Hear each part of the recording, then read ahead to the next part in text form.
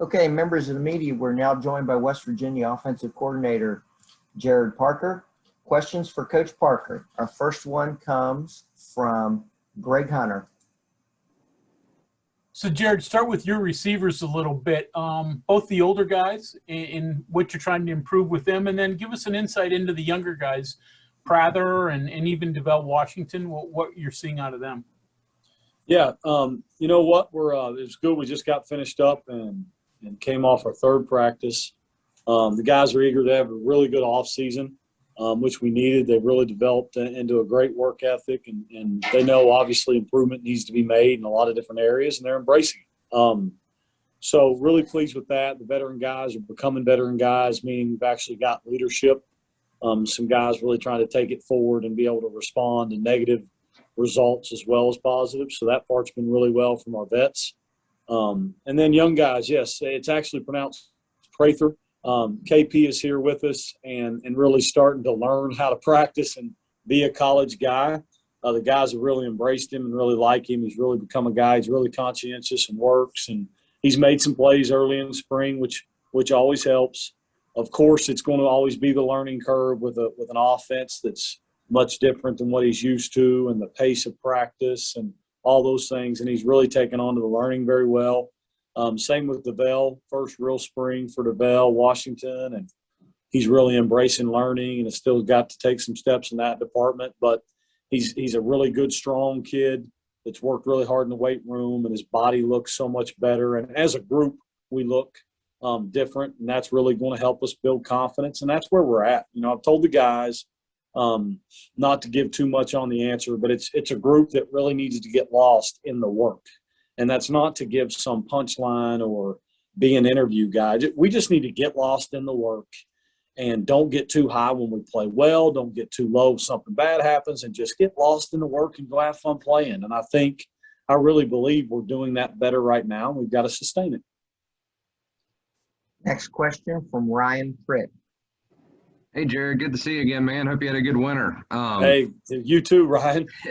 Hey, I wanted to ask about your offensive line. It's a unique kind of group, I think, because you had a few guys that were young last year that got a lot of playing time, and you got some guys that have come in that are kind of high quality players too. So how is that group gelling, and what do you have to do this spring and in the summer to kind of keep progressing on that front?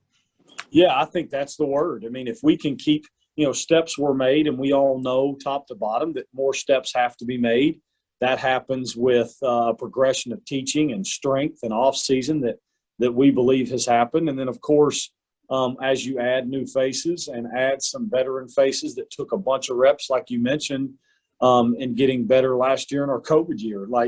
And then, of course, Doug Nestor showing up certainly helps the room. And the guys that took all those reps across the board are now in a place where they know what to expect happens into a Big 12 game. I look at like Zach Frazier, although he played a bunch of guard, he moves over now to center, but it's a thing that Zach Frazier's taken a bunch of reps that are going to allow him to find success and know what to expect. But those guys, even from Brandon Yates and Gamitter and Parker Moore and all our guys there up front are faces that have done it before. Now it's just literally, right, getting lost and getting better, getting stronger, learning how to get some more answers to the snap of the football and all those things it takes to actually be good when it matters, meaningful reps when game reps are on the line. Kevin Kinder. Hey, Coach. I talked to Coach Brown yesterday a little bit about the process of teaching in the spring, kind of the nuts and bolts of it. For you have your individual receivers and then the other offensive assistants, what's the process like going from what you see on the field, reviewing the practice tape, and then getting the information to them so that they can act on it in the best way? Yeah, it's a really good question because Coach Brown's made a big emphasis on us teaching and not only just us teaching, hopefully our players learning how to teach some of the material as well. And then, of course, our guys just learning how to be versatile and play different spots and make sure we're putting guys in the right places to have the best success they can. I think for us, especially in my room, but just hearing our guys on staff teach, I think any way you can get a guy to be able to retain it is crucial. So how do we retain information? you've got to hit all modes of learning because we've got all kinds of different teachers and learners. So we'll put the guys up on the board and let them install the play. I'll make sure and install it different ways. We'll use magnets and different modes of learning to make sure we're hitting all spots. And then, of course, you take the classroom through note taking. You check their notes, literally, right? Then you have to inspect what you've taught and make sure that they know and are retaining it through tests and quizzes. Then we take them out on the field and walk them through it. This is daily. We walk through stuff we've taught. And then we get to do it fast. And then we go back to the film room and say, okay, now you did it fast. Here's how we improve it or what we did right. And then it all starts all over again. It's a huge, huge progression. And that's why I think that it's one of the best professions in the world to have a teaching background. My undergraduate degree, and a lot of our guys here were, your old ball coaches that didn't know whether you're going to coach in high school or college. So you got a teaching degree, and it helped us hopefully have a bunch of different ways to teach it well. And I'll tell you what, real quick, COVID has made us better teachers because we had to do all this like we're still doing with you guys over Zoom. And you talk about you got to find ways to reach guys when you're staring at them on a screen and making sure they're retaining. Chuck Landon.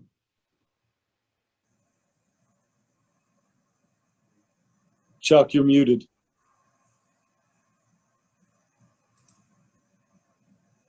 There we go. Get us up to speed on the progress of. You cut out right at the end. It said progress. What was it, Chuck? Progress of Garrett Green. Yeah. Big topic. First off, him and Daggy have been great in preparing, and they're going to push each other in a very positive way. To start, it's his first run of really getting meaningful reps. So he's had some of this. He had a special throw day one, and then there's been a couple moments where we've thrown it to the wrong people and had some moments that quarterbacks have. But he's handling it good. He knows the offense well enough now to where he has answers not only when it goes right, but even he's able to realize I know exactly what I did wrong, and that's a lot of playing that position. But he's got great energy and juice, and the guys love him. And like I said, him and Daggy's relationship has really helped him learn faster and push. It'll be fun to see him come along. There's things he does different that'll be good for us as a staff, too, to make sure we're doing the right things with him. Thanks, Gerad. Thanks. John Antonic. Coach, curious what you guys got accomplished today. And I know on Saturday, Neil mentioned that 2-point conversions was something that may carry over to today. What did you do today, and who shined for you a little bit? Yeah, we made a huge emphasis on 2-point plays because of the rule change, John, more than anything, the first 2 days. And then today we really pushed through and did some low red zone work. 2-minute drills and sudden change was kind of an emphasis for us. So it's amazing what always happens when the field gets reduced and timing changes and everything, the field shrinks.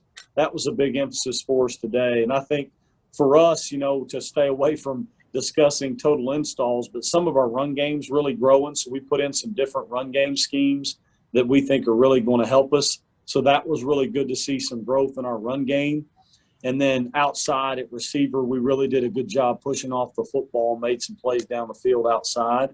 So it was good to see. No individual really outside that I would want to name, but we just had a good day, and energy was really good and made a step with some of our gap schemes in our run game. Curious, flag football, the first 2 practices, this time you put the pads on, how did they respond? You know what? You could tell we did. It probably helped the pulse of practice because anytime you put them shoulder pads on, everybody gets a little chippier. So we had good energy practice, but took care of each other. So it was good to see guys actually be able to use shoulders and hand placement and play ball. Next question from Michael Sussman.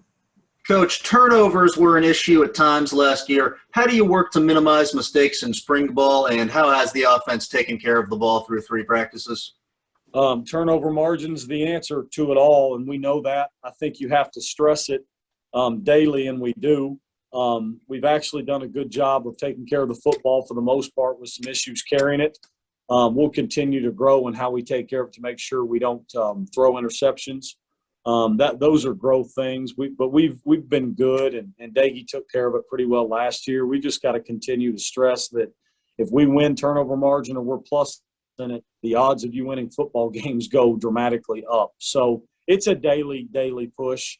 And more importantly, we've got to keep on straining to our skill guys of how to carry the football daily.